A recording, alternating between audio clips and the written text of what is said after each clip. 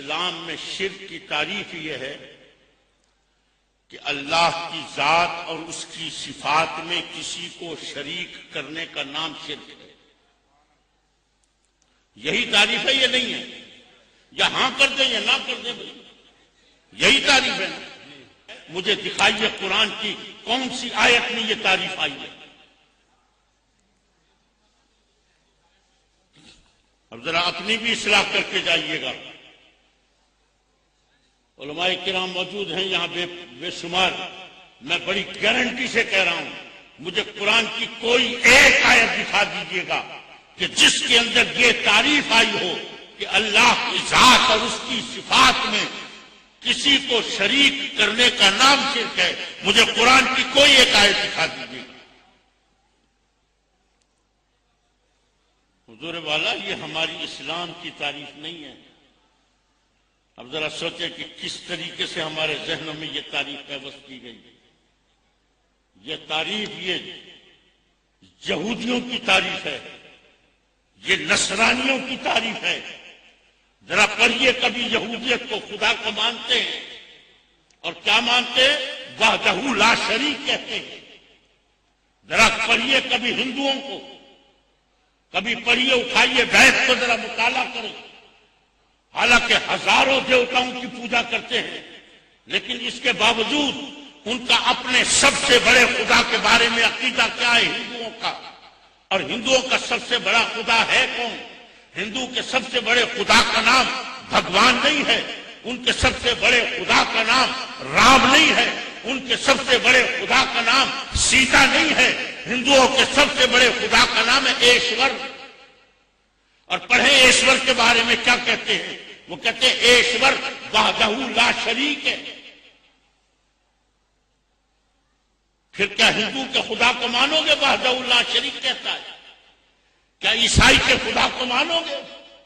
کیا یہودی کے خدا کو مانو گے؟ ارے میں کسی کے خدا کو نہیں مانتا، خواہ کتنا ہی وحدہ لا شریک کہتا رہے۔ اور میں اس مولوی کے خدا کو بھی نہیں مانتا جو منبر پہ چڑھ کے تین مرتبہ لوگوں کو دھوکہ دینے کے لیے وعدہ کی رٹ لگاتا ہے۔ میں اس خدا کو مانتا ہوں جو محمد کا خدا ہے۔ سبحان اللہ، اللہ اکبر، یا رسول اللہ، یا نعرہ تکبیر، نعرہ رسالت، نعرہ رسالت، نعرہ رسالت۔ حضور یہ مسئلہ کوئی نہیں چھیڑے گا، میں آپ کو حقیقت بتا رہا ہوں۔ اور میں کیوں چھیڑ کے بیٹھا ہوں؟ اس لیے کہ میں عمر کے آخری حصے میں ہوں، اور مجھے روز ایسا محسوس ہوتا ہے کہ شاید آنے والا دن نہ دیکھ سکوں، اور قبر میں جانا ہے، اور قبر میں جاتے کے ساتھ ہی سب سے پہلا سوال کون سا ہوگا؟ من ربو کا، تیرا رب کون ہے؟ ربی اللہ اس کی زبان پر آئے گا کہ جس کو اللہ کی صحیح معرفت حاصل ہوگی۔ صاحب سنیے قرآن کی تعریف، سنیں شرک کی، سارے مسئلے حل ہوں گے، سارے مسئلے حل ہوں گے۔ اللہ تبارک و تعالیٰ شرک کی تعریف بیان کرتے ہوئے فرماتا ہے وَإِذْ نُسَوِّيكُمْ بِرَبِّ الْعَالَمِينَ۔ اللہ فرماتا ہے شرک یہ ہے کہ مجھ رب العالمین کے برابر کسی کو سمجھنا، یہ شرک ہے۔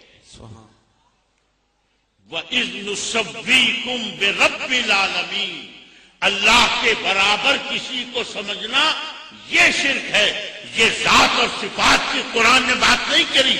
کیوں نہیں کری؟ اس لیے کہ اگر ذات اور صفات کی بات کرو گے تو پھر خود قرآن کے اوپر اعتراض آئے گا۔ اور وہ کیا اعتراض آئے گا؟ بھی میں آپ سے پوچھتا ہوں، مجھے بتائیے رب کس کی صفت ہے؟ اللہ کی صفت ہے۔ اللہ کی صفت۔ یہی رب کا لفظ اللہ قرآن میں کس کے لیے استعمال کر رہا ہے؟ یہی رب کا لفظ اللہ فرماتا ہے کما رب یعنی صغیرا، کما رب یعنی صغیرا، جو بچپن میں جو تیرے رب تھے۔ کس نے پالا ہے تجھے؟ ماں باپ نے پالا ہے۔ اللہ ماں باپ کے لیے یہی رب کا لفظ استعمال کر رہا ہے۔ اور یہ کیوں استعمال کیا جا رہا ہے؟ اور صرف ایک رب کا لفظ میں آگے بھی آپ کو بتاتا ہوں کہ اللہ نے کیسے کیسے لفظ ماں باپ کے لیے استعمال کیے ہیں. کیوں استعمال کیے؟ اس لیے کہ یہ بنیاد ہے کسی بھی معاشرے کو بہتر بنانے کے لیے. یہ ماں باپ وہ بنیاد ہیں کہ جو اولاد اپنے ماں باپ کی تابع فرمان نہیں، خدا کی قسم وہ اللہ کی بھی تابع فرمان نہیں. اس لیے رب کریم ماں باپ کی عظمت، ماں باپ کی عزت، ماں باپ کی شوکت، ماں باپ کی جلالت کے لیے وہ لفظ استعمال کر رہا ہے جو ہم اللہ کے لیے، اللہ کے سوا کسی کے لیے نہیں بولتے ہیں. کہ ہمارا رب اللہ ہے، لیکن اللہ یہی رب کا لفظ ماں باپ کے لیے استعمال فرما رہا ہے. کما رب یعنی صغیرہ، جو بچپن میں جو تیرے رب تھے. حقیقت عرض کرتا ہوں، بدنصیب ہے وہ اولاد، بدنصیب ہے وہ اولاد جس نے اپنی زندگی کے اندر ماں باپ کو پایا اور ان کی تابعداری نہ کر سکا. خوش نصیب ہے وہ اولاد کہ جس نے ماں باپ کو پایا اور ان کا فرما بردار ہو گیا. حضور یہ پہلی بنیاد ہے، پہلی بنیاد ہے معاشرے کی تباہی کے لیے. یہ پہلی بنیاد ہے. جو بیٹا اپنے باپ کا تابع فرمان نہیں ہے، جس بیٹے کا سر اپنے باپ کے آگے نہیں جھکا ہے، خدا کی قسم اس کا سر کبھی خدا کے آگے نہیں جھک سکتا. بہاڑی میں ہمارے ایک پیر بھائی ہے، بہاڑی میں، اللہ اکبر، ان کا بیٹا 8ویں کلاس میں پڑھتا تھا. میں ایک مرتبہ ان کے گھر گیا تو مجھ سے شکایت کرنے لگے، کہنے لگے جی پتہ نہیں میرے بیٹے کو کیا ہو گیا، انتہائی گستاخ ہے، روڈ ہو گیا.